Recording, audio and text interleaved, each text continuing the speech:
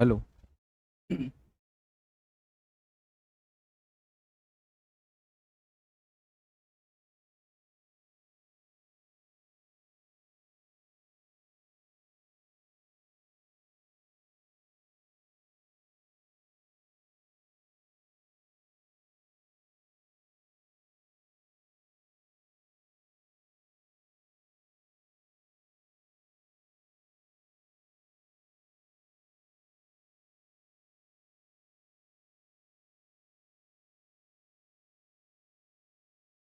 चलिए, बहुत बढ़िया, शानदार। शानदार। तमाम साथी हमारे साथ जुड़ चुके हैं, आप सभी का बहुत बहुत स्वागत है। दोस्तों, कैसे हैं आप लोग? बढ़िया, सब मजे में? कोई दिक्कत तो नहीं है किसी को? बहुत बढ़िया, शानदार। है ना? एक मिनट, एक मिनट में कल की पीडीएफ क्लास को इसमें मर्ज कर लेता हूं, ताकि मुझे एक आइडिया रहे कि कल मैंने क्या क्या आपको पढ़ाया था। है ना? तो कल मेरे ख्याल से मुद्रास्फीति का सेकंड टॉपिक था, और मुद्रास्फीति में मैंने बहुत सारी बातें आपको बता दी थी। मैंने बताई थी कि मुद्रास्फीति के प्रभाव क्या क्या हो सकते हैं, मुद्रास्फीति के गति के आधार पर कितने प्रकार होते हैं, और अवरुद्ध मुद्रास्फीति और फिलिप्स वक्र किसे कहते हैं। है ना? ये सब बातें बताई थी मेरे ख्याल से। ठीक है, ये सब बातें बताई थी। और इन सब बातों में मैंने ये बताया था कि मुद्रास्फीति दरअसल अच्छी भी होती है और बुरी भी होती है, दोनों ही किस्म की होती है। बोले गुरुजी, अच्छी कब होती है? तो अच्छी ऐसी स्थिति में होती है मेरे साथियों, जब जब आप खुद उत्पादक हो, तो उसे हम मुद्रास्फीति के नाम से जानते हैं। ठीक है, ये सब बातें हम पहले भी कर चुके थे, इसलिए इनकी बार बार अब बातें करेंगे तो ठीक नहीं होगा मेरे ख्याल से, इसलिए मैं इनकी बार बार बातें यहां पर करना भी नहीं चाहता हूं। ठीक है, ध्यान रखना, मुद्रास्फीति का ठीक उल्टी एक और स्थिति होती है, जिसे हम लोग किस नाम से जानते हैं? अवस्फीति के नाम से जानते हैं। अगर आपसे कोई प्रश्न पूछे कि भैया मुद्रास्फीति का ठीक उल्टा क्या होता है, तो अवस्फीति होता है, डिफ्लेशन हम उसे कहते हैं। ठीक है, बहुत बढ़िया, अच्छे से समझ में आ रहा है, इससे अच्छा और क्या हो सकता है ना? तो चलिए पुनः शुरुआत करता हूं। आप सभी को जय श्री महाकाल, राधे राधे। बिना देरी के हम लोग क्लास की शुरुआत करते हैं, बहुत सारे साथी हमारे साथ जुड़ चुके हैं। आज मुद्रास्फीति के मापन की हमको बात करना है कि मुद्रास्फीति का मापन दरअसल किस तरीकों से किया जाता है, महंगाई को हम कैसे मापते हैं, इसके बारे में हम डिस्कशन करेंगे। तो मैं आपको बताना चाहता हूं कि मुद्रास्फीति का मापन कैसे किया जाता है।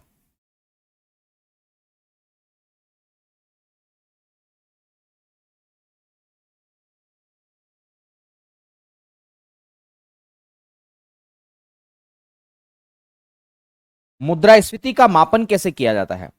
मुद्रास्फीति के मापन को हम अंग्रेजी में क्या बोलते हैं? तो ध्यान रखिएगा, मेजरमेंट ऑफ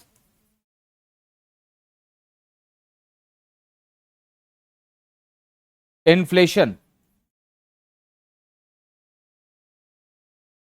तो मुद्रास्फीति का मापन कैसे किया जाता है, हमें इसके बारे में पढ़ना है। आपको पता है महंगाई का मापन कैसे किया जाता है? तो ध्यान रखिएगा, महंगाई के मापन को करने के लिए, मुद्रास्फीति का मेजरमेंट करने के लिए दरअसल दो विधियों का प्रयोग किया जाता है। देयर आर टू मेथड्स, दो विधियां अपनाई जाती है। बोले कौन कौन सी विधियां अपनाई जाती है? तो गोकुल वाली विधि अपनाई जाती है, जो गोकुल विधि अपनाता है। गोकुल कौन? तो मेरा दोस्त। ध्यान रखना, दो विधि कौन कौन सी है दोस्तों, ये बात ध्यान रखना। तो दो विधि में एक विधि है आपकी मेरे साथियों, समझना, जिसे आप लोग क्या कहते हैं? बताइए क्या कहते हैं सर? तो उसे कहते हैं सीपीआई, कंज्यूमर प्राइस इंडेक्स। ध्यान रखिएगा, एक मेथड जो है उसे आप लोग किस नाम से जानते हैं? तो सीपीआई के नाम से जानते हैं, सीपीआई। बोले सीपीआई का फुल फॉर्म क्या है? अरे तो हम किस लिए हैं, बताएंगे ना सीपीआई का फुल फॉर्म। सीपीआई का फुल फॉर्म है मेरे साथियों, consumer price index. Consumer price, price नहीं, प्राइस इंडेक्स हम इसे कहते हैं अंग्रेजी में। और इसका हिंदी रूपांतरण क्या है? तो ध्यान रखिएगा, इसको हम बोलते हैं उपभोक्ता मूल्य सूचकांक।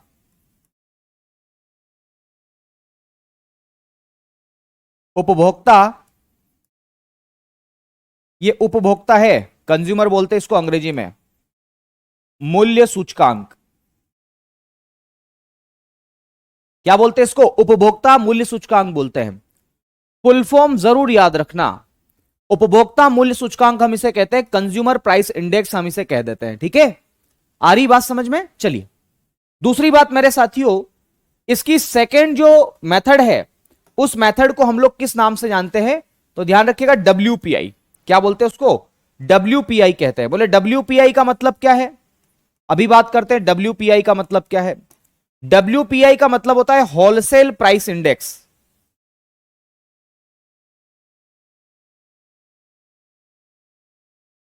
होलसेल प्राइस इंडेक्स,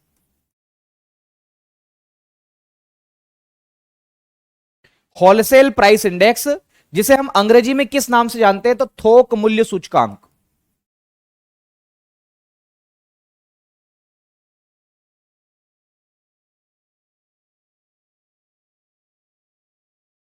क्या बोलते हैं दोस्तों इसको हिंदी में? तो इसको थोक मूल्य सूचकांक के नाम से जानते हैं। ये मुद्रास्फीति के गणना के लिए उपयोग की जाने वाली दो विधियां हैं। There are two methods which is calculating the inflation of, ध्यान रखिएगा, इंडिया, ध्यान रखिएगा। तो भारत की मुद्रास्फीति को गणना करने के लिए CPI और WPI इंडेक्स का यूज किया जाता है। यह बात आपको ध्यान रखना है। ठीक है, आ गई बात समझ में? कोई दिक्कत तो नहीं किसी को यहां तक? आगे बढ़ सकते हैं हम लोग, बहुत बढ़िया। दो तरीके हैं, रोहित ठाकुर, तुषार, प्रांजलि, है ना, प्रांजल लिखा है, सॉरी, और Amarjeet, sorry for asking sir, पर क्या आज रीजनिंग का क्लास नहीं हुआ? मुझे नहीं आइडिया भाई, है ना, मैं क्लास अपने घर से लेता हूं। चलिए, कानाराम जी, ओके ओके, अफजल खान, जय हिंद आपको भी, है ना। आ गई बात समझ में? ये मुद्रास्फीति के मापन की बात है। देखो आपकी परीक्षा जो है वो बेसिक प्रश्नों को पूछती है, इसलिए मैं इसके ज्यादा अंदर नहीं जाऊंगा। बाकी CPI और WPI में भी कुछ वस्तुओं की गणना की गई है कि कौन कौन सी वस्तुओं को इसमें रखा जाएगा, बास्केट कौन कौन सी होगी, वो सब आपके लिए काम का नहीं है, इसलिए मैं नहीं पढ़ा रहा हूं। वो सिविल सर्विसेज की जो तैयारी करते हैं वो लोग पढ़ते हैं। तो मैं उस चक्रव्यूह में नहीं जाना चाहता हूं और आपको नहीं उसमें फंसाना चाहता हूं। पर अगर किसी को इच्छा है कि वो पढ़ना चाहते हैं, है ना, कि WPI में कितनी बास्केट है ना, इसमें सबसे ज्यादा वेटेज किस बास्केट का है, कितनी गुड्स है, कमोडिटीज क्या है, सर्विसेज आती है कि भी नहीं आती है, तो तमाम बातें हैं। लेकिन ध्यान रखना वो काम की नहीं, इसलिए मैं उसको नहीं बता रहा हूं। ये मुद्रास्फीति के मापन से संबंधित है। ठीक है, अगला चैप्टर जो मैंने हेडिंग भी डलवाया है उसका नाम है अवस्थिति। ध्यान रखिएगा, अगला जो चैप्टर है वो अवस्थिति है। और अवस्थिति को हम लोग किस नाम से जानते हैं? तो इसको हम अंग्रेजी में बोलते हैं डिफ्लेशन। डिफ्लेशन के नाम से हम इसे जानते हैं। दरअसल अवस्थिति कहते किसे हैं? मुद्रास्फीति किसे कहते हैं? तो भैया मुद्रास्फीति महंगाई को कहते हैं। वैसे ही अवस्थिति किसको कहते हैं पता है? अवस्थिति दरअसल मंदी को कहते हैं। मंदी आपने बहुत बार सुना होगा मेरे साथियों, ठीक है, आपने बहुत बार सुना होगा कि यार देश में मंदी चल रही है। मंदी का मतलब क्या होता है? तो मैं बेसिक सी बातें आपको बताता हूं। एक मिनट, थोड़ा सा सेल डाउन हो गया है, इसकी बैटरी चेंज कर रहा हूं, एक मिनट।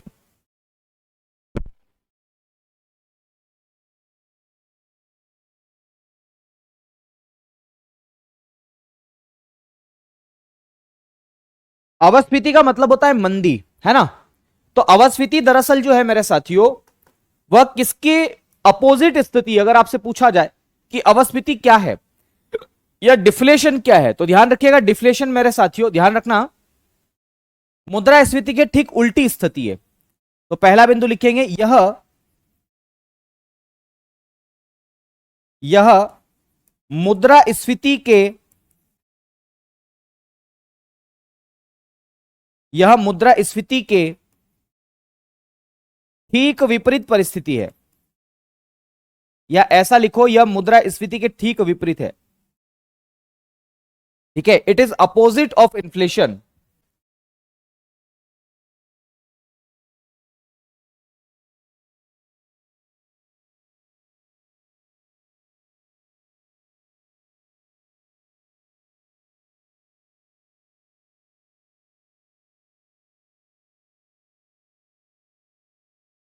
यह मुद्रास्फीति के ठीक उल्टी स्थिति, इसमें क्या होता है? तो ध्यान रखिएगा मेरे साथियों, इस स्थिति में, या इसमें ऐसा लिख लो, इसमें लगातार, या इसमें वस्तुओं और सेवाओं, इसमें वस्तुओं और सेवाओं, जिसे हम गुड्स एंड सर्विसेज कहते हैं, वस्तुओं और सेवाओं को हम लोग क्या बोलते हैं? तो गुड्स एंड सर्विसेज, मैंने लिखा है G&S, इसका मतलब है वस्तु और सेवा। ठीक है, तो इसमें वस्तुओं और सेवाओं की कीमतों में उनकी जो प्राइसेस है उनमें लगातार कमी होती है, कमी होती है। और मुद्रास्फीति में क्या होता है? इन्फ्लेशन में क्या होता है? इन्फ्लेशन में उनकी कीमतें लगातार समय के साथ बढ़ती है, लेकिन यहां पर कमोडिटी की, गुड्स एंड सर्विसेज की जो प्राइसेस है वो समय के साथ में घटती है। जैसे मान लेते हैं कि ये जो पेन है, ये पेन 2005 में मेरे साथियों 10 रुपए का मिलता था। फिर जैसे जैसे 2015 आया, समय बढ़ा मेरे साथियों, उसके बाद में ये पेन जो है अब 7 रुपए का ही मिलता है, और 2024 में ये पेन मान लो 5 रुपए का ही मिलता है। तो धीरे धीरे वस्तुओं की कीमतों में क्या हो रही है? कमी हो रही है ना। तो इसी को हम क्या बोलते हैं मेरे साथियों? डिफ्लेशन बोलते हैं। अब तीसरी एक और बात इसमें ध्यान रखना, डिफ्लेशन में एक और चीज है, जैसे इन्फ्लेशन में मुद्रा का मूल्य घटता है, वैसे ही डिफ्लेशन में उल्टा होता है ना। तो ध्यान रखिएगा, इसमें मुद्रा का मूल्य, इसमें मुद्रा का मूल्य, वैल्यू ऑफ मनी, इसमें मुद्रा का मूल्य, जिसे आप लोग किस नाम से जानते हैं? वैल्यू ऑफ मनी के नाम से जानते हो। ये मेरी एक एक लाइन बहुत महत्वपूर्ण है। इसमें मुद्रा का मूल्य या मुद्रा की क्रय शक्ति, परचेसिंग पावर ऑफ मनी, या मुद्रा की क्रय शक्ति, जिसे आप लोग क्या बोलते हैं अंग्रेजी में? परचेसिंग पावर ऑफ मनी, बताओ घटेगी कि बढ़ेगी? मैं इसका आंसर आपसे चाहता हूं। मुद्रास्फीति में क्या होता है? घटती है ना, तो इसका उल्टी स्थिति अवस्फीति है। तो परचेसिंग पावर ऑफ मनी क्या होगी मेरे साथियों? तो ध्यान रखिएगा, परचेसिंग पावर ऑफ मनी इसमें बढ़ेगी। तो मुद्रा की क्रय शक्ति, परचेसिंग पावर ऑफ मनी जो है वो क्या होगी? इसमें बढ़ती है। तो दो बातें आपको इसके अंतर्गत ध्यान रखना है। क्या क्या बातें याद रखना है अवस्फीति में? फर्स्ट ऑफ ऑल मैं आपको बताना चाहता हूं कि अवस्फीति में आपको दो बातें कौन कौन सी याद रखना है। अवस्फीति को सबसे पहले आप डिफ्लेशन लिखेंगे। क्या लिखेंगे इसको? अंग्रेजी में डिफ्लेशन। और इसकी दो कंडीशन कौन कौन सी है अंग्रेजी में लिख लेना दोस्तों, मैं हिंदी में ही लिख रहा हूं, है ना। अवस्फीति में दो चीजें कौन कौन सी, जरा वो देख लो।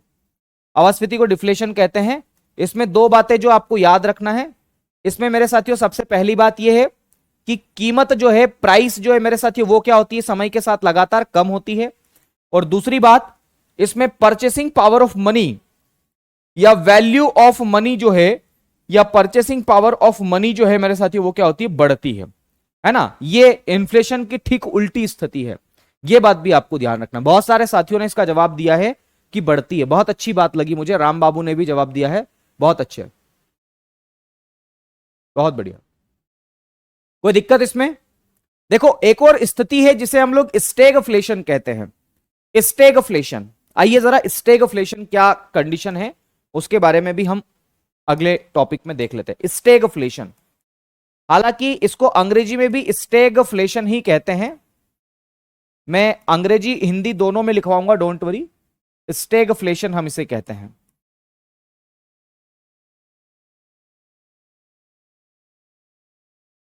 स्टेगफ्लेशन हम इसे कहते हैं। ठीक है, क्या बोलते हैं इसको? स्टेगफ्लेशन कहते हैं। क्या होता है स्टेगफ्लेशन? तो स्टेगफ्लेशन भी एक स्थिति है, दरअसल एक सिचुएशन है। इस स्टेगफ्लेशन में होता क्या है वो जरा समझना। स्टेगफ्लेशन में मेरे साथियों बहुत ज्यादा महंगाई होती है, जिसे हम उच्च मुद्रास्फीति कहते हैं। क्या कहते हैं इसको? उच्च मुद्रास्फीति। क्या बोलते हैं दोस्तों इसको? उच्च मुद्रास्फीति, जिसे हम लोग हाई इन्फ्लेशन के नाम से जानते हैं।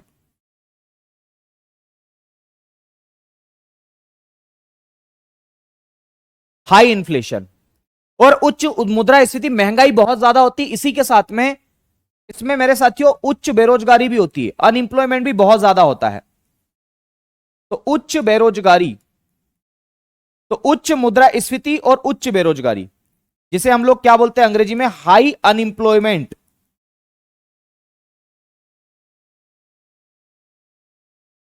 अगर ये दोनों एक साथ होती है तो उस स्थिति को, उस सिचुएशन को हम लोग क्या बोलते हैं? स्टेगफ्लेशन कहते हैं। आ गई बात समझ में? नहीं आई? नहीं आई तो फिर आइए, डोंट वरी, क्योंकि मार साहब यही है। सुनो, स्टेगफ्लेशन एक सिचुएशन है। बोले कैसी सिचुएशन है भाई? तो मैं कहूंगा स्टेगफ्लेशन एक ऐसी सिचुएशन है जिसमें बहुत ज्यादा महंगाई भी होती है और बहुत ज्यादा बेरोजगारी भी होती है। मतलब लोग काम तो करना चाहते हैं, लेकिन लोगों के पास में क्या नहीं है? ध्यान रखिएगा, लोग काम करना चाहते हैं लेकिन लोगों के पास में मेरे साथियों रोजगार नहीं है। वो चाहते हैं काम करना। बेरोजगारी स्थिति किसे कहते हैं हम लोग बात करेंगे उसके बारे में भी। फिलहाल केवल इतना समझें कि बहुत ज्यादा महंगाई भी है और लोग काम भी करना चाहते हैं, लोगों को रोजगार भी नहीं मिल रहा है। तो ऐसी स्थिति को हम लोग किस नाम से जानते हैं? तो ध्यान रखिएगा, है ना? इट इज टाइम, तो यही है ना गुरुजी? इस टाइम तो यही है, हाँ इस टाइम यही है, ऐसा आप बोल रहे हैं। ओके ओके, है ना? तो ये बात आपको ध्यान रखना है, इसे आप स्टेगफ्लेशन कहते हैं। तो स्टेगफ्लेशन का मतलब आप समझ गए होंगे कि मुद्रास्फीति और बेरोजगारी जब एक साथ आ जाती है तो उस स्थिति को स्टेगफ्लेशन कहते हैं। लिख दो इस बात को, लिखो, लिख देता हूं, ठीक है? तो उच्च मुद्रास्फीति और, हालांकि इसको मैं क्या ही लिखूं, मैंने आपको समझा ही दिया, लेकिन फिर भी लिख लो। उच्च मुद्रास्फीति, और उच्च मुद्रास्फीति को हाई इन्फ्लेशन कहते हैं, और उच्च बेरोजगारी, हाई अनएम्प्लॉयमेंट, उच्च मुद्रास्फीति और उच्च बेरोजगारी की एक साथ उपस्थिति स्टेगफ्लेशन कहलाती है। क्या कहलाती है? स्टेगफ्लेशन।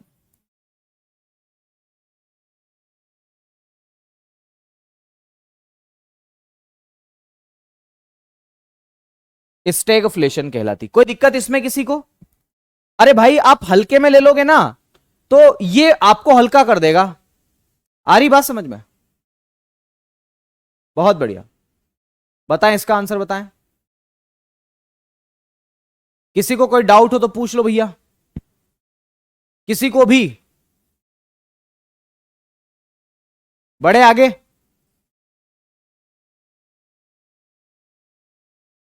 बताइए एक बार। बहुत बढ़िया, शानदार, ठीक है। और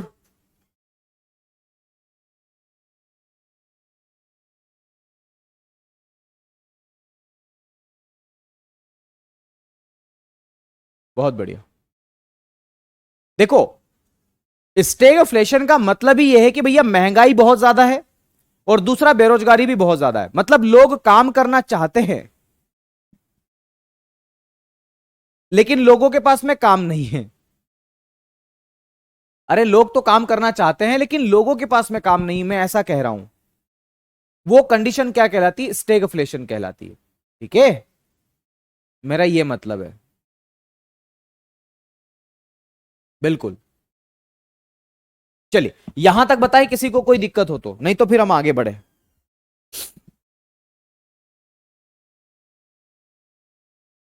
आगे बढ़ सकते हैं हम लोग।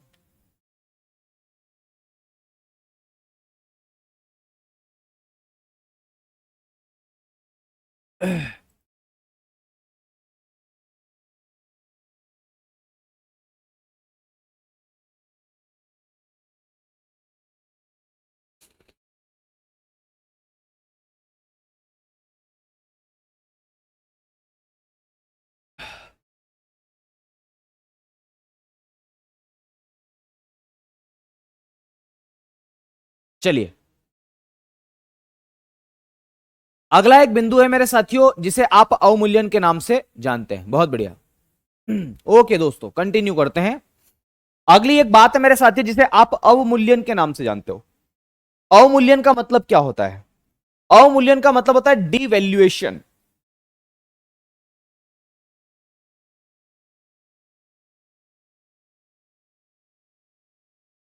अवमूल्यन,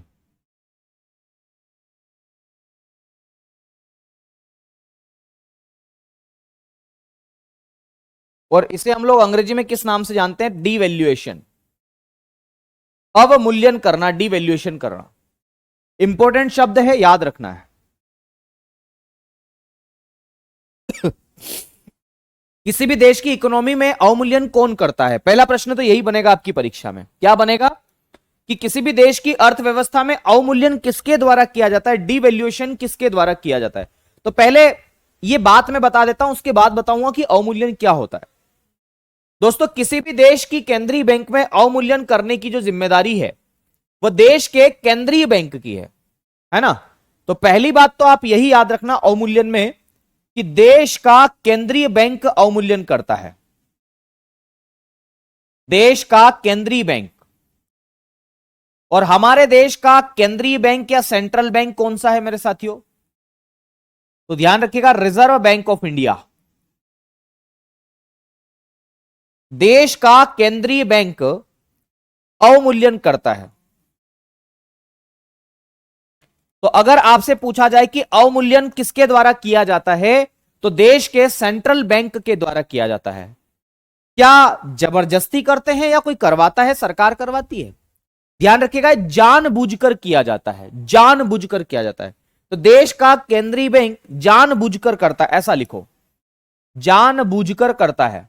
जानबूझकर का मतलब है कि उसको पता है फिर भी करेगा वो।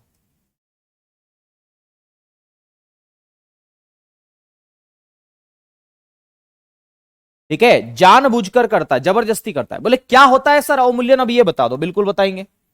ध्यान रखिएगा, अवमूल्यन का मतलब ये होता है कि किसी भी देश की घरेलू मुद्रा, जैसे भारत की घरेलू मुद्रा डोमेस्टिक करेंसी कौन सी है, तो भारत की घरेलू मुद्रा कौन सी है अगर मैं आपसे ये पूछूं तो आप क्या जवाब देंगे? तो ध्यान रखना दोस्तों, भारत की घरेलू मुद्रा का नाम क्या है? तो भारत की घरेलू मुद्रा का नाम मेरे साथियों रुपया है, भारतीय रुपया है।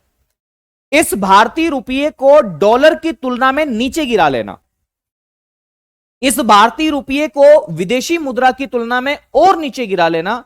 विदेशी मुद्रा चाहे डॉलर हो सकती है, यूरो हो सकती है, ब्रिटिश पाउंड हो सकती है, या फिर जापानी येन हो सकती है, रेमेबनी हो सकती है, या कोई भी मुद्रा हो सकती है। मेरा कहने का मतलब यह है कि विदेशी मुद्रा की तुलना में फॉरेन करेंसी के कंपैरिजन में इंडियन करेंसी को गिरा लेना, या किसी भी देश की इकोनॉमी की जो करेंसी है उसको जानबूझकर सेंट्रल बैंक गिरा लेता है, उस स्थिति को हम अवमूल्यन कहते हैं। यह बात आपको ध्यान रखना है। ठीक है, तो यह परिभाषा में लिखवा देता हूं। क्यों करता है तो मैं कारण भी बताऊंगा, है ना। तो लिखता हूं इसमें, इसमें लिखूंगा मेरे साथियों, इसमें घरेलू मुद्रा को, अब घरेलू मुद्रा को हम डोमेस्टिक करेंसी कहते हैं मेरे साथियों, है ना। डोमेस्टिक करेंसी, जैसे हमारे भारत की भारतीय रुपया है, वैसे ही हर देश की अपनी अपनी करेंसी है। ठीक है, तो इसमें घरेलू मुद्रा को विदेशी मुद्रा की तुलना में,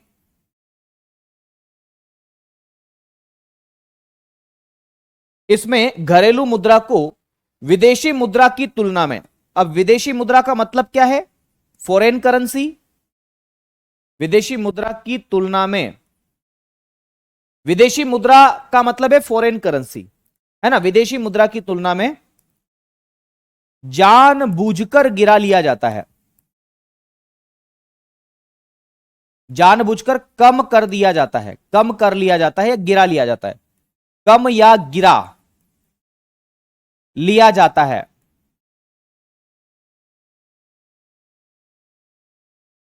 उस स्थिति को हम लोग क्या कहते हैं? अवमूल्यन कहते हैं। जैसे एक एग्जाम्पल देके मैं आपको इसको समझाता हूं ताकि और स्पष्टता आपके दिमाग में बनी रहे। उदाहरण की मैं बात करता हूं मेरे साथियों, जैसे मैं दो बातें यहां पर लिख रहा हूं, दोनों का एग्जाम्पल दूंगा तभी जाकर के आपको चीजें समझ में आएगी। जैसे मान लेते हैं कि $1 की कीमत, समझना मैं दो स्थिति बता रहा हूं। पहली एक स्थिति है, $1 की कीमत मेरे साथियों ध्यान रखना ₹70 है। $1 की कीमत ₹70 है। ठीक है, और कुछ समय बाद $1 की कीमत मेरे साथियों वो ₹80 हो गई। मुझे बताओ रुपया कहां गिरा? ये दो कंडीशन है। मैंने क्या बताया कि $1 70 में भी मिलता है और $1 80 में मिल रहा है कुछ समय बाद। बताओ रुपया कहां गिरा, मैं ये पूछना चाहता हूं, रुपया गिरा कहां? इसका आंसर आप लोग दीजिए कि रुपया कहां गिरा मेरे साथियों। मैं आप ही से जानना चाहता हूं इसका आंसर भी। बताइए रुपया कहां गिरा।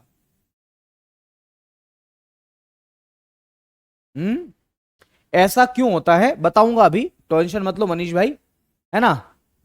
रुपया कहां गिरा मैं ये पूछ रहा हूं, सिचुएशन फर्स्ट में या सिचुएशन सेकंड में? गिरा लेने का मतलब है वैल्यू कम कर लेना।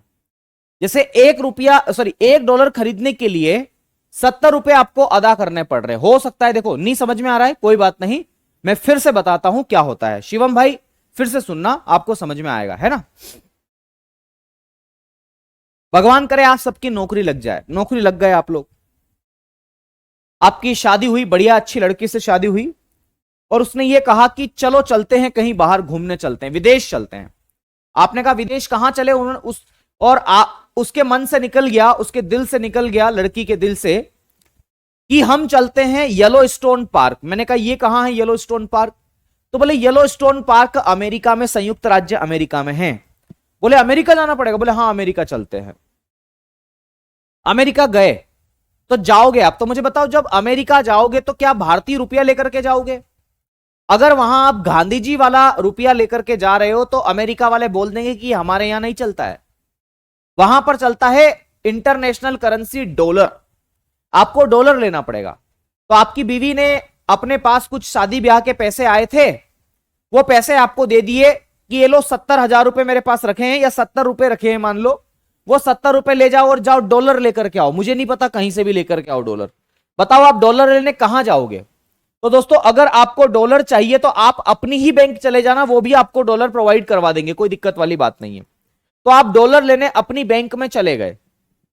आप जैसे ही वहां पर गए, पता चला कि अगर आपको $1 चाहिए तो आपको जो है 70 रुपए बैंक वालों को देना पड़ेंगे, यानी कि $1 खरीदने के लिए आपको 70 रुपए देना पड़ेंगे। यह बात आपको ध्यान रखना है। तो आप 700 रुपए लेकर के आए थे मान लो अपनी बीवी से, तो आपको कितने डॉलर मिल जाएंगे? 700 रुपए में कितने डॉलर मिल जाएंगे आपको? मेरे ख्याल से $10 मिल जाएंगे, क्योंकि 700 बाय 70 करोगे तो $10 आ जाएंगे। तो यहां पर मान लो 700 रुपए आपके पास में रखे थे, $1 की कीमत उस समय 70 रुपए थी, तो आपको $700 सॉरी आपके पास $10 हो जाएंगे। ठीक है, आप घर चले गए, आपने $10 अपनी बीवी को दे दिए, आपने कहा ये लो $10। ठीक है, उसके बाद में क्या हुआ? उसके बाद में क्या हुआ, आपको पता चला कि $10 में तो कुछ नहीं होने वाला है। आ रही बात समझ में? आपको पता चला कि $10 में कुछ भी होने वाला नहीं है।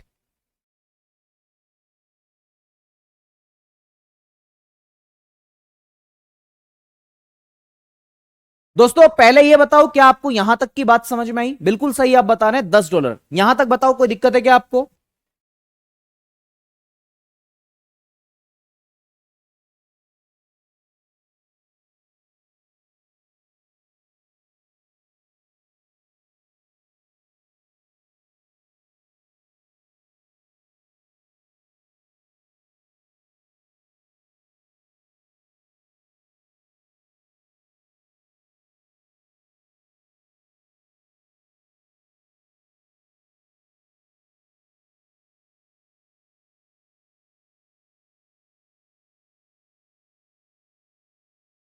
चलिए मैं आपको यह बताना चाह रहा हूं कि जो दूसरी स्थिति है जिसमें $1 80 रुपए का मिल रहा है, समझना इस बात को, $1 80 रुपए का मिल रहा है। आप घर गए, अपनी बीवी को आपने दस डॉलर दे दिए, पता चला $10 में तो केवल किराया ही हो जाएगा फ्लाइट का।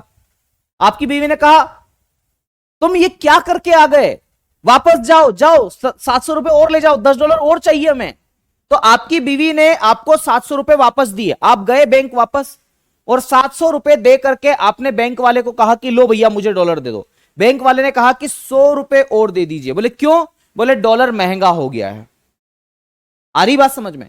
यहां डॉलर सस्ता था, यहां रुपये की, देखो डॉलर और रुपये के बीच में जो है मेरे साथियों विपरीत संबंध होता है, यह बात ध्यान रखना। ठीक है, मैं फिर से कह रहा हूं कि डॉलर और रुपये के बीच में विपरीत संबंध होता है। डॉलर अगर बढ़ता है तो रुपया कमजोर होगा, अगर रुपया बढ़ेगा तो डॉलर कमजोर होगा, ये दोनों के बीच की स्थिति है। जब 70 रुपए देकर के आप $1 खरीद रहे हो तो यहां पर रुपया मजबूत है, यहां पर रुपया ज्यादा देना पड़ रहा है, और जो ज्यादा देना पड़ता है मतलब ये होता है, ध्यान रखिएगा, उसका मतलब ये होता है कि रुपया यहां पर कमजोर है। तो रुपया कहां पर कमजोर है मेरे साथियों? रुपया यहां पर मजबूत है। यहां पर रुपया जो है उसकी स्थिति क्या है? तो वो मजबूत है, रुपया मजबूत है यहां पर, ये यहां पर रुपया मजबूत है, और यहां पर रुपया क्या है मेरे साथियों? यहां पर डॉलर मजबूत है, या कहूं रुपया कमजोर है। एक दूसरे में विपरीत संबंध होता है ना, तो रुपया यहां पर कैसा है? कमजोर है। यह बात आपको ध्यान रखना है अवमूल्यन में, इतनी बात याद रख लो, कोई मतलब नहीं है, ठीक है। चलिए दूसरी बात मैं आपको यह बताना चाहता हूं कि भारत में अवमूल्यन अभी तक कितनी बार किया गया है। तो भारत में अवमूल्यन अभी तक 3 बार किया गया है।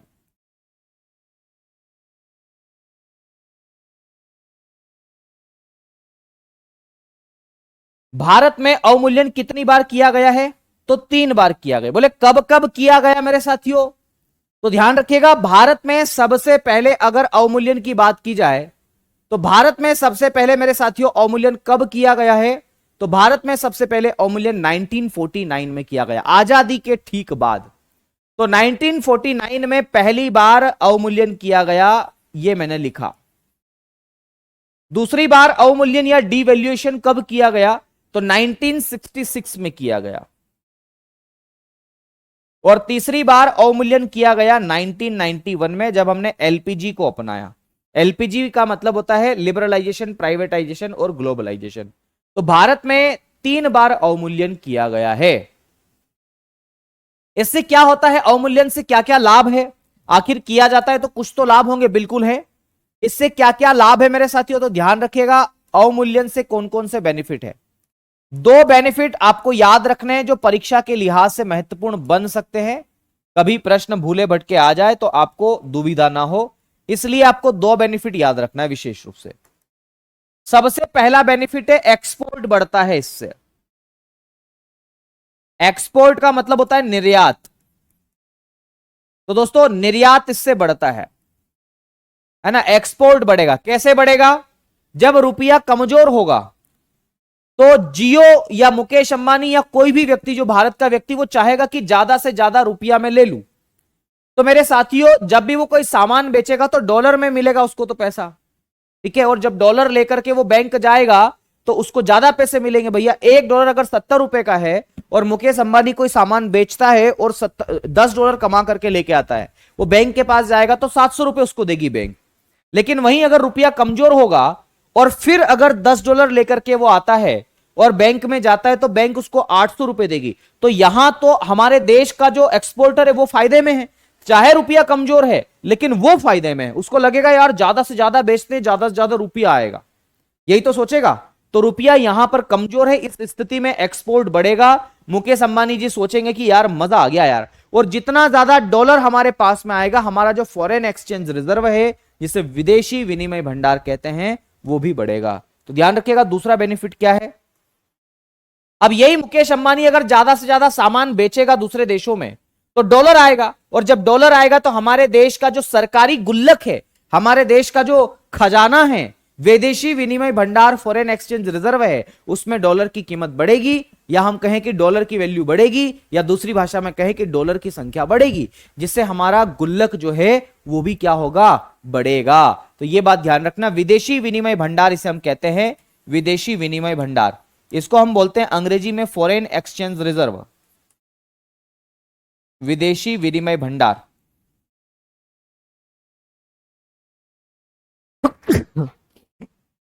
सॉरी दोस्तों, विदेशी विनिमय भंडार जिसे फॉरेन एक्सचेंज रिजर्व के नाम से जानते हैं, यह भी क्या होगा? बढ़ेगा। बस 2 कारणों के लिए अवमूल्यन किया जाता है।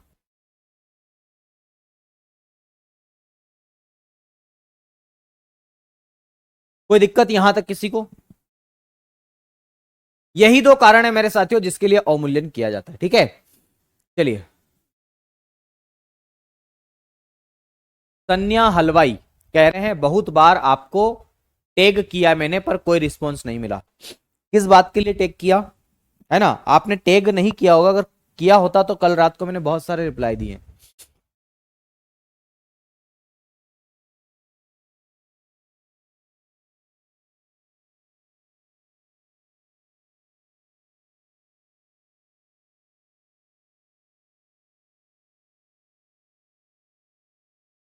आगे बढ़े, चलिए। विशेष यादव कह रहे हैं पागल सर। हाँ जी, पागल हो जाता है एक मास्टर जब पढ़ाता है ना। आओ, सान्या हलवाई जी, अगर आपका कोई भी डाउट है तो आप टेलीग्राम पर, अगर मैसेज नहीं कर पा रही है तो आप टेलीग्राम पर मेरा नाम सर्च करना, मुझे पर्सनली मैसेज कर देना, नहीं तो शाम को तुरंत मैसेज करना, मैं देखूंगा एक बार, है ना। बेटा ऐसे अगर कमेंट बाजी में रहोगे तो समझ में बिल्कुल नहीं आएगा, पक्का नहीं आएगा, मैं बोल रहा हूं ना, नहीं आएगा समझ में, है ना। फिर से बता देता हूं, कोई बात नहीं, ध्यान रखना फिर से मैं क्या क्या बात बताऊंगा, क्योंकि मुझसे बच्चे इसमें पूछ रहे, एक बच्चा पूछ रहा है कि सर अवमूल्यन कौन करता है, केंद्रीय बैंक या फिर सरकार। अरे मेरे दाई जी, ये क्या लिखा है यहाँ पे, क्या लिखा है ये बताओ, क्या लिखा है ये क्या लिखा है, ये केंद्रीय बैंक लिखा, मैंने कोष्टक में लिखा रहे मेरे काका, क्या लिखा है ये बताओ। ये लिखा है केंद्रीय बैंक, आरबीआई मतलब रिजर्व बैंक ऑफ इंडिया, ये करता है। जो चीजें पढ़ा दी जाती है ना, अगर वही आप पूछो बार बार तो फिर मजा नहीं आता है। फिर से सुनो एक बार, मैं अवमूल्यन बता देता हूं क्या होता है।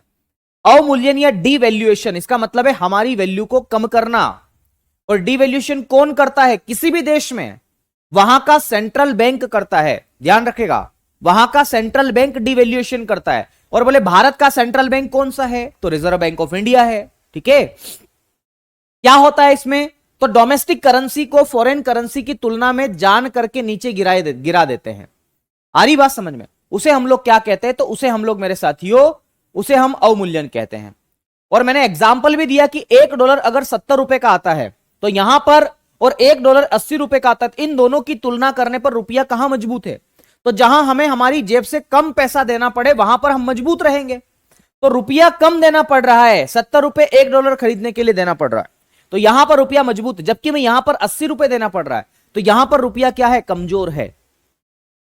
फिर मैंने बताया भारत में अभी तक 3 बार अवमूल्यन हुआ है, डिवैल्यूएशन हुआ है, ठीक है।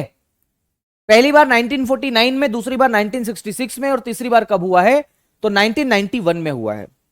इससे क्या क्या लाभ है, तो एक्सपोर्ट बढ़ेगा। कैसे बढ़ेगा, कि मुकेश अंबानी जियो की सिम बेचते मान लो, और एक समय पर उन्होंने सिम बेची, मान लो 10 सिम बेची, और एक सिम 70 रुपए की थी, है ना, ध्यान रखना है। या ऐसा मान लेते हैं कि जब सिम बेची तो $10 उनको मिले, $10 उनको मिले, विदेश में बेची, अमेरिका में बेची उन्होंने जियो की सिम। वो भारत में आए और वो सब $10 लेकर के बैंक में गए, कहा कि लाओ रुपये में कन्वर्ट करके दे दो मुझे, क्योंकि नीता अंबानी को रुपया चाहिए, डॉलर नहीं चाहिए। तो ये 700 रुपए इन्होंने इनको दिए, $10 के कितने दिए, 700 रुपए दे दिए। उस समय $1 की कीमत 70 रुपए थी। नीता अंबानी जी के पास गए और 700 रुपए उनको दे दिए, बोले ठीक है। 2-3 महीने बाद जब वापस से वो $10 वहां से लेकर के आए जियो की सिम बेच करके, और जब वापस से बैंक में गए तो पता चला कि $1 80 रुपए के बराबर है, तो इनको इस बार 800 रुपए मिले। और ये 800 रुपए लेकर के नीता अंबानी के पास में गए, कहा ये लो 800 रुपए। तो नीता अंबानी ने पूछा कि तुम पिछली बार भी $10 लेकर के गए थे और 700 दिए थे, इसका मतलब, और तुम इस बार 800 रुपए दे रहे हो, इसका मतलब ये है कि तुमने 100 रुपए पिछली बार कहीं ना कहीं चोरी कर लिए, कहीं ना कहीं तुमने चाय वाय पी ली है डोली की चाय पर। आ रही बात समझ में, नीता अंबानी को शक हो गया। फिर नीता अंबानी चूंकि अब समझाए कौन, तो मुकेश अंबानी जी ने अपने सीए को बुलाया कि आओ जरा समझाओ यार इसको, अवमूल्यन क्या होता है। तो फिर उन्होंने अवमूल्यन किया, समझाया कि अवमूल्यन में यह होता है कि घरेलू मुद्रा जो है, डोमेस्टिक करेंसी, वो विदेशी मुद्रा की तुलना में गिरा लेती है, जानबूझकर। कौन गिराती, देश का केंद्रीय बैंक गिराता है। इससे ज्यादा आपको काम का नहीं है, मत पढ़ो, कोई सेंस नहीं, इतनी बात ध्यान रखना। ये अवमूल्यन के बारे में बात हुई। अगला एक और टॉपिक है जिसे हम बोलते हैं विमुद्रीकरण। विमुद्रीकरण हेडिंग डालेंगे, जिसे हम नोटबंदी भी कहते हैं।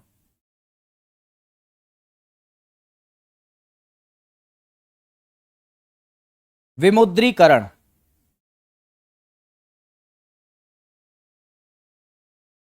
विमुद्रीकरण को डीमोनिटाइजेशन हम कहते हैं। क्या कहते हैं, डीमोनिटाइजेशन।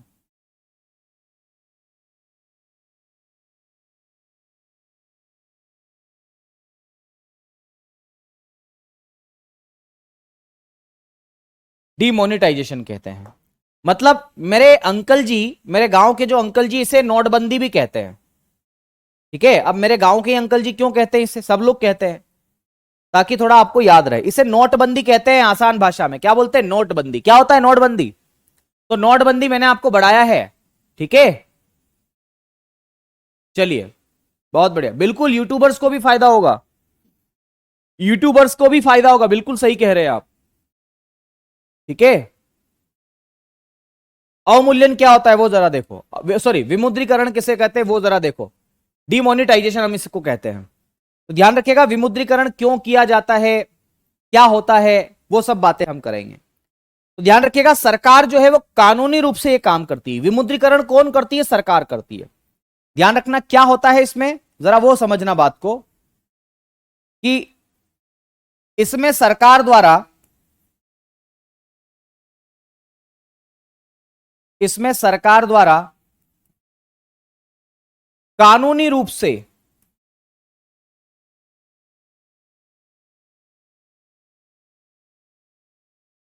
इसमें सरकार द्वारा कानूनी रूप से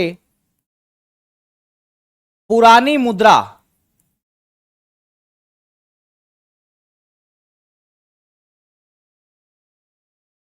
को बंद करके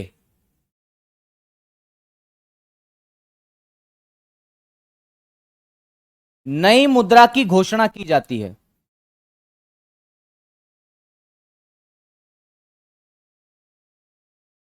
नई मुद्रा की घोषणा की जाती है। मित्रों, आज रात 12 बजे के बाद 500 और 1000 रुपए का नोट मार्केट में चलन से बाहर हो जाएगा। यहां आपको बताते चले कि इस नोट को आप अपने निकटवर्ती बैंक में जाकर के बदलवा सकते हैं। इसका मतलब समझ गए? अब जो नया नोट आएगा वो नोट आप लोगों के लिए 2000 रुपए का नोट आएगा, जिसमें एक चिप भी लगी होगी जो ये बताएगी कि काला धन कहां रखा है। मेरे ख्याल से बस इतना पर्याप्त है इस बात को बताने के लिए कि ये क्या होता है। अरे बात समझ में आई या ऊपर से निकल गई? आ गई ना? इतना सही सही मैंने आपको बताने की कोशिश की है, आपकी कसम, बहुत अच्छे से मैंने आपको बताने की कोशिश की है कि क्या है। ठीक है, इतना अच्छे से कौन बताएगा रे भाई आपको? ये अवमूल्यन है मेरे साथियों। ठीक है, ये अवमूल्यन है, ये बात आपको ध्यान रखना है। क्या बोलते हैं इसको?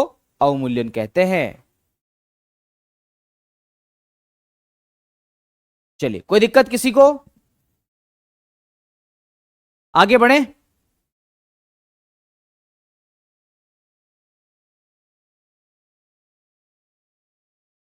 बहुत बढ़िया।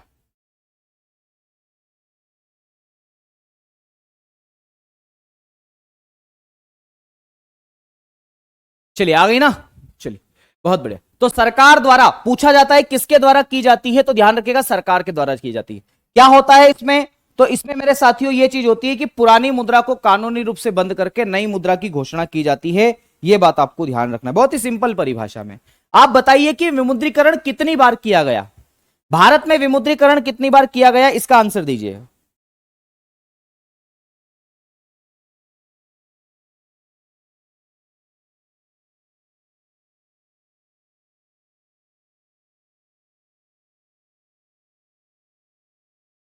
बताएं, इसका आंसर बताइए।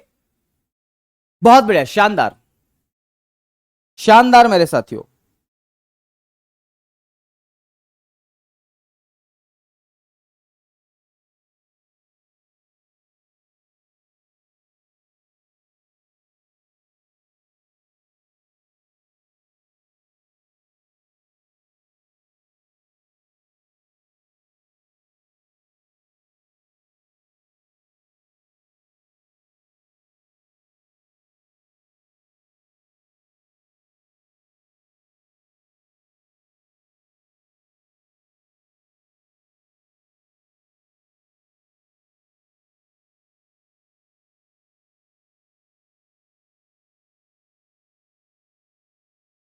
बहुत बढ़िया। दो बार बोल रहे, कुछ तीन बार भी बोल रहे, कुछ एक बार भी बोल रहे।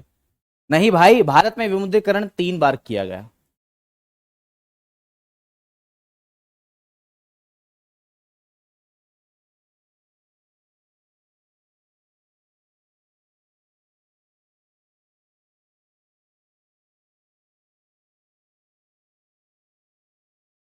भारत में कितनी बार किया गया? 3 बार किया गया। कब कब किया गया मेरे साथियों? तो ध्यान रखिएगा, भारत में एक बार विमुद्रीकरण किया गया था 1946 में, दूसरी बार किया गया था 1978 में, और तीसरी बार किया गया था 8 नवंबर 2016 को।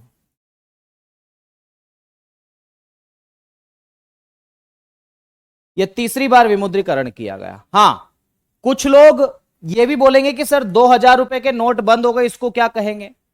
तो ध्यान रखिएगा, जो 2000 रुपए के नोट बंद हुए हैं, 2000 रुपए का जो नोट है, इसको बंद कर दिया गया है भारत सरकार के द्वारा। लेकिन नोट को बंद करके क्या नए नोट की घोषणा की है क्या? नहीं की ना, इसलिए इसको आंशिक विमुद्रीकरण कहते हैं। क्या बोलते हैं? आंशिक विमुद्रीकरण, मतलब कुछ रूप में, थोड़े बहुत रूप में इसको विमुद्रीकरण किया है, आंशिक विमुद्रीकरण।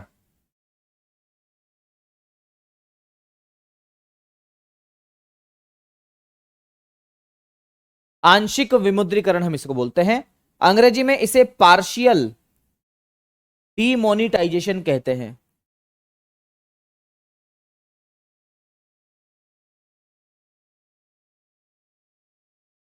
Partial demonetisation. तो अगर आपसे कोई प्रश्न पूछे कि आंशिक विमुद्रीकरण क्या होता है, तो ऐसा कहीं लिखा नहीं है, मैं इसका मतलब यह बताता हूं कि आपको याद रहे। आंशिक विमुद्रीकरण का मतलब यह होता है कि अर्ध रूप में उसका विमुद्रीकरण किया है, क्योंकि 2000 रुपए का नोट बंद किया है, नई नोट की घोषणा नहीं की उस समय। तो यह बात आपको ध्यान रखना है, ठीक है। अच्छा, क्यों किया जाता है? कारण क्या है? विमुद्रीकरण क्यों किया जाता है? इसका क्या क्या कारण है? क्या फायदा है विमुद्रीकरण को करने से? सरकार क्यों विमुद्रीकरण करती है? क्या इसका कारण है? तो विमुद्रीकरण करने के बहुत सारे कारण हैं, जिसमें से खास खास कारणों की मैं बात करूं तो काला धन, जिसे आप लोग ब्लैक मनी कहते हैं, काला धन को कम करना, ब्लैक मनी को मार्केट से कम करना। काला धन को ब्लैक मनी कहते हैं दोस्तों, ब्लैक मनी कम करना। दूसरी बात, भ्रष्टाचार को कम करना, भ्रष्टाचार इसको भी कम करना मेरे साथियों, करप्शन को कम करना इसका उद्देश्य है। तीसरा उद्देश्य क्या है मेरे साथियों? जो बाजार में नकली नोट आ गए हैं उनको समाप्त करना, ठीक है। तो नकली नोट, बहुत सारे लोग नकली नोट छाप लेते हैं बाद में, तो नकली नोट समाप्त करना, नकली को जाली नोट भी कहते हैं, तो नकली नोट समाप्त करना, ये कुछ विशेष इसके कारण है, इसलिए विमुद्रीकरण किया गया है, ठीक है। ब्लैक मनी, बहुत बढ़िया। तो काला धन को कम करना या समाप्त करना, भ्रष्टाचार को समाप्त करना या कम करना, नकली नोट को समाप्त करना, इसके मुख्य उद्देश्य हैं। ये विमुद्रीकरण के बारे में बात हो गई। तो मैंने क्या क्या बताया मेरे साथियों, फिर से समझ लो। विमुद्रीकरण किसे कहते हैं? विमुद्रीकरण का मतलब है सरकार कानूनी रूप से कानून बना करके पुरानी मुद्रा को बंद करके नई मुद्रा की घोषणा करती है, उसे विमुद्रीकरण कहते हैं, पहली बात। दूसरी बात, भारत में अभी तक कितनी बार किया गया है? 3 बार किया गया है। 1946 में किया गया, 1978 में किया गया, 2016 में किया गया। और 2016 में जब किया गया तो 500 एवं 1000 रुपए के नोट को क्या किया गया?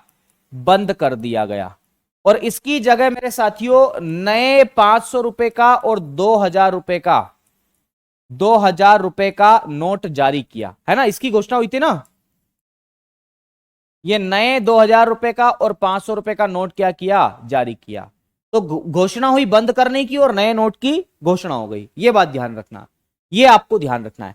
कौन प्रधानमंत्री थे? तो ध्यान रखिएगा, जब विमुद्रीकरण किया गया अंतिम बार तो हमारे मोदी जी प्रधानमंत्री थे। कौन थे प्रधानमंत्री? मोदी जी हमारे प्रधानमंत्री थे। बस इतनी बातें याद रख लो, काम हो जाएगा। ये विमुद्रीकरण से संबंधित बात है, ठीक है। इससे करप्शन कैसे कम होगा यार, ये मुद्दा मतलब यहां करने का कोई फायदा नहीं, लेकिन फिर भी मैं कहूंगा भ्रष्टाचार ऐसे खत्म होगा कि मान लो किसी नेता के पास में अच्छी खासी मात्रा में रुपया पैसा रखा है, ठीक है, तो वो क्या करेगा? वो करेगा कि यार नोटबंदी हो गई है, विमुद्रीकरण हो गया, वो पैसे कैसे खत्म करेगा? तो ध्यान रखिएगा, पैसा खत्म करने के लिए वो गरीबों में बांटेगा तो नहीं, इतने तो कलाकार नहीं है नेता लोग। वो क्या करेगा, अपने यहां काम करने वाले जो लोग हैं उनको बोलेंगे कि एक काम करो, तुम जो है तुम्हारे खाते में डलवा लो इससे, है ना, डलवा लेंगे वो। तो ऐसे ऐसे करके लोगों ने तरीके अपना लिए हैं सब। बाकी देखो, पर्सनली अगर हम बात करें इकोनॉमिक्स के लिहाज से, तो इससे भ्रष्टाचार कम हो सकता है, काला धन भी कम हो सकता है, नकली नोट समाप्त हो सकते हैं। लेकिन ग्राउंड फ्लोर की बात करें तो कुछ नहीं होता है, सब बकवासबाजी है ना।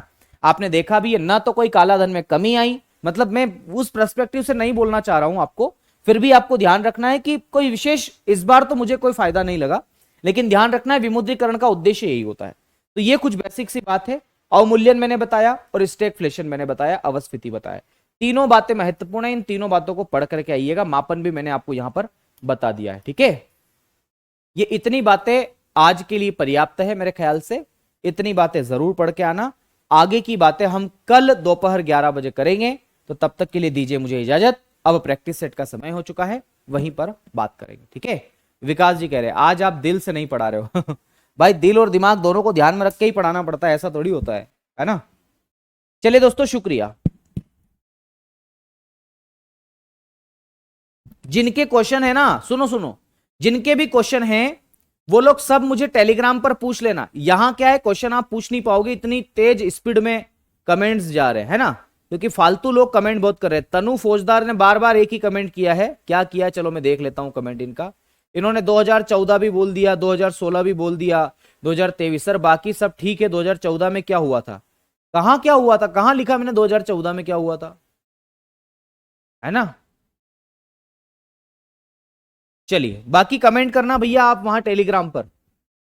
शुक्रिया, कल मिलते हैं आपसे।